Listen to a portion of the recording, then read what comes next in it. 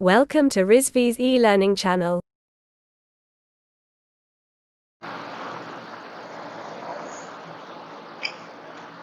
Good morning students, welcome to our new lecture of Geotechnical Engineering. अब तक हम लोगों ने पढ़ लिया है, काफ़ी चीज़ें पढ़ चुके हैं. रिलेशन बिटवीन फिजिकल प्रॉपर्टीज, ये सब सारी चीज़ें हम लोग ने पढ़ लिया. अब इंटर रिलेशन हम पढ़ेंगे. क्या पढ़ेंगे? Inter relation between physical properties. ठीक है, ध्यान दीजिएगा. ये सारी प्रॉपर्टीज हम लोगों ने देख चुका है. किस चीज़ों की?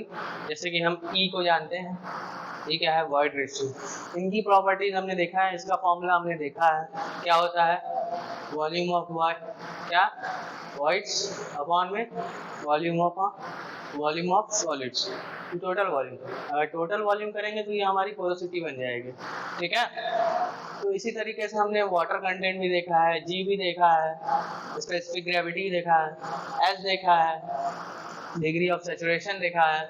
ठीक है, गामा देखा है, ड्राई डेंसिटी, यूनिट डेंसिटी. ठीक है, सबकी हमने डेंसिटी देखी. और इसमें कोई चीज़ बचा है? पोरोसिटी बता दिया. गामा डब्ल्यू, यही यूनिट वेट ऑफ वाटर.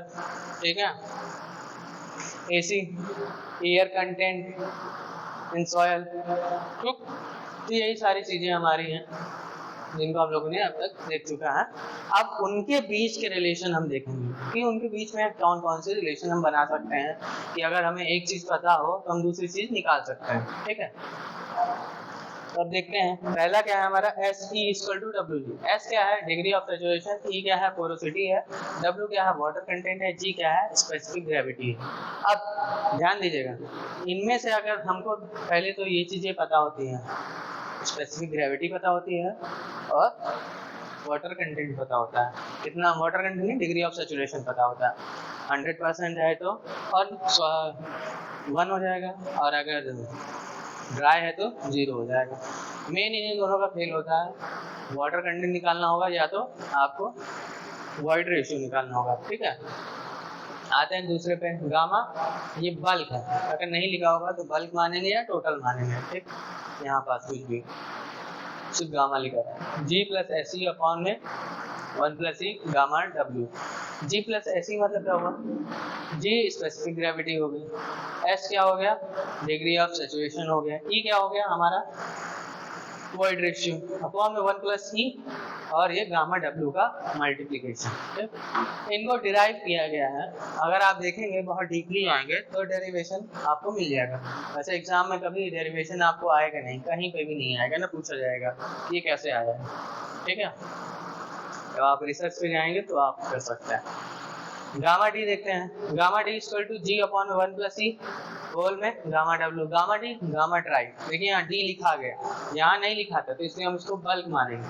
यहाँ लिखा हुआ है डी, तो मतलब ड्राई. जी अपॉन 1 प्लस ई. अब ये ड्राई कैसे हो गया? क्योंकि यहाँ पास क्या हो गया? एस हमारा 0 हो गया. जैसे ही 0 होगा तो ये पूरा पोर्शन 0 हो जाएगा, तो सिर्फ बचेगा क्या? जी प्लस 0.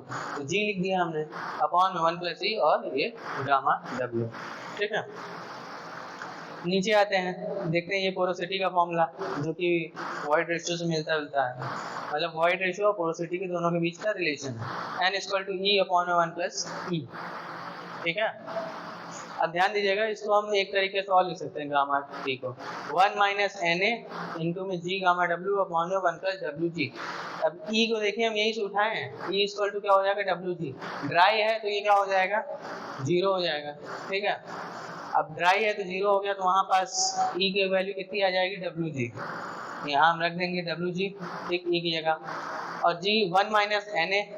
ठीक है, 1 माइनस एन ए हमारा आ जाता है जी गामा डब्ल्यू, ऊपर मल्टीप्लाई हो जाएगा. एयर कंटेंट अगर माइनस कर देंगे तो यहाँ पास ये हमारा पूरा फॉर्मूला गामा डी के लिए वर्क करने लग जाएगा. ठीक, एक बार ध्यान से देख लीजिए.